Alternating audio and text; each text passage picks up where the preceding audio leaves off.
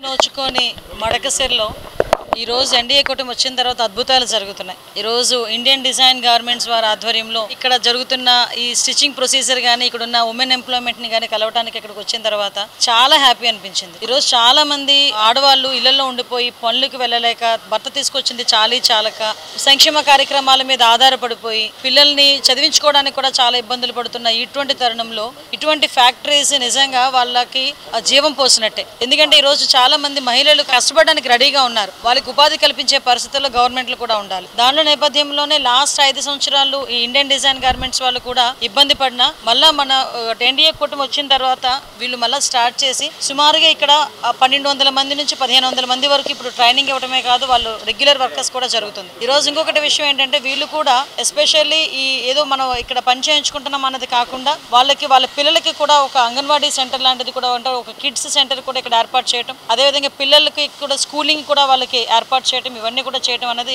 నిజంగా చాలా శుభపరిణామం. మహిళా ఎంప్లాయీస్ తో ఉండేటప్పుడు, మహిళా ఉద్యోగస్తులు ఉండేటప్పుడు చాలా కేర్ తీసుకోవాలి. ఇక్కడ నేను వచ్చి అబ్జర్వ్ చేస్తున్న తర్వాత ఎవ్రీవేర్ ఆ కేరింగ్ కూడా ఉంది. ఆ సెక్యూరిటీ ఆస్పెక్ట్స్ లో కూడా వీళ్ళు పర్టికులర్ గా అన్ని కూడా నామ్స్ అన్ని కూడా ఫాలో అవుతున్నారు. అట్ ద సేమ్ టైం వాళ్ళ సిఎస్ఆర్ నుంచి కూడా ఇక్కడ పనిచేస్తున్న వాళ్ళ పిల్లలకి కూడా ఎటువంటి ఇబ్బందులు లేకుండా చూసుకునే బాధ్యత కూడా తీసుకుంటున్నారు. ఇలాంటి గార్మెంట్ కంపెనీస్ కూడా చాలా మట్టుకు మన దగ్గర రావాలని మాత్రం నేను మనస్ఫూర్తిగా కోరుకుంటున్నానండి. ఎందుకంటే ఇల్లాలి చదువు ఇంటికి వెలుగు అనేవారు. ఈ రోజు పరిస్థితి ఏంటంటే ఆ ఇంట్లో ఉన్న ఆడవాళ్ళు కూడా కష్టపడి పని చేసుకునే పరిస్థితులు కూడా రావాలి, వాళ్ళు కూడా వాళ్ళ కాళ్ళ మీద నిలబడే పరిస్థితులు రావాలి. దీనికి ఇలాంటి గార్మెంట్స్ కంపెనీస్ చాలా మనకు ఉపయోగపడుతున్నాయి. ఈరోజు ఉత్తరాంధ్రలో చూసుకుంటే ఒక బ్రాండెక్స్ కంపెనీ, అది కూడా సుమారుగా ఒక 17,000 నుంచి 18,000 మంది ఉమెన్ ఎంప్లాయ్మెంట్ అక్కడ పనిచేసే పరిస్థితి. అట్ ద సేమ్ టైం ఈ రోజు ఇక్కడ ఇండియన్ డిజైన్ గార్మెంట్స్ ఇలాంటివన్నీ కూడా ముందుకు రావాలి. ఫర్దర్ గా కూడా ఉమెన్ ఎంప్లాయ్మెంట్ మీద కూడా మేము ప్రత్యేకమైన దృష్టి పెట్టి మడకసిరి మళ్ళీ చెప్తున్నానండి, ఎప్పుడో వెనుకబడిన ప్రాంతం దగ్గర నుంచి ఈ రోజు అభివృద్ధి పథంలో ముందుకు దూసుకెళ్లే ఒక నియోజకవర్గంలో మడకసిరి ఉండటం, సోలార్ ప్లాంట్ కూడా ఇక్కడ ఏర్పాటు చేయడం,